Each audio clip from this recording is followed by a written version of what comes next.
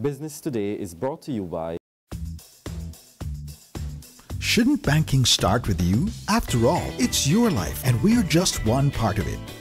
So no matter what life throws at you, at Scotiabank we guide you through it with people who actually listen and with services that enable what matters most to you. Because at Scotiabank, it starts with you.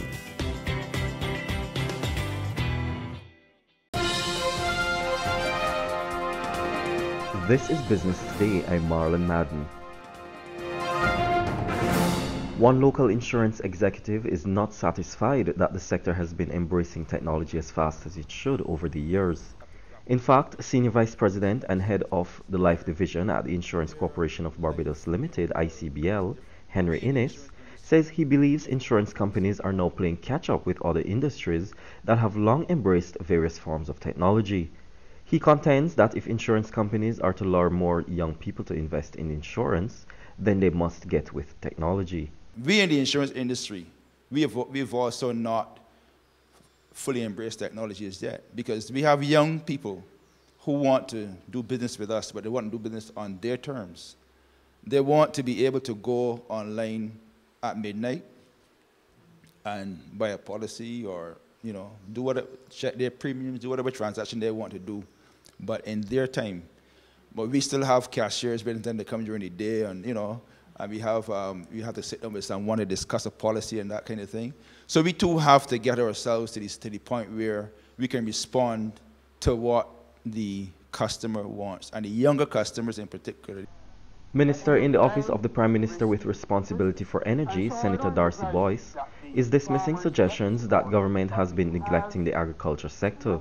In fact, Boyce said the sector had always benefited from generous concessions from government over the years, long before the tourism industry. Adding that agriculture was a very risky business, Boyce said there was only so much that government could do. He was speaking in the Senate on Wednesday on a resolution to approve the borrowing of US $13.9 million from the Ansa Merchant Bank for the sugar industry.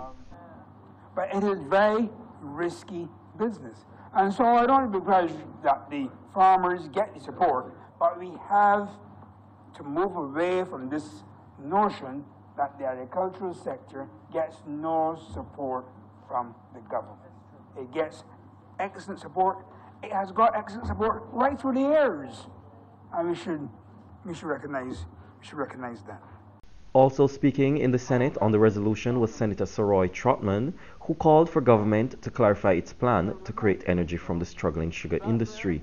Even today as we speak, an absence of clarity in the policy direction for sugar and energy. There have been plans. Those plans have suffered levels of frustration. But the policy debate which needs to come out of it is something that we have to examine more fully.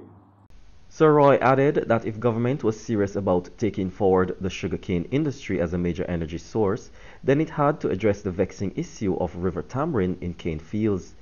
He said if this matter was not dealt with, then sugarcane cultivation could be compromised. So it would seem to me that we have to recognize that that is a very important issue, and that issue has to be addressed, particularly since sugar is known by us to be critical for the sustainable plan which was put forward in the 90s, which was put forward 5 years ago, and which is now before the country of Barbados as the means by which we will be able to recover our sustainability, and which we would be able to use as a means of recovering our wealth and our potential to create even more wealth.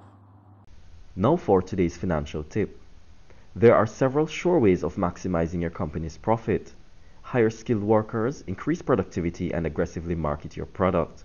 That's been Business Today. You can get more business and news by logging on to www.barbadostoday.bb, subscribing to our e-paper, and liking us on Facebook. I'm Marlon Madden.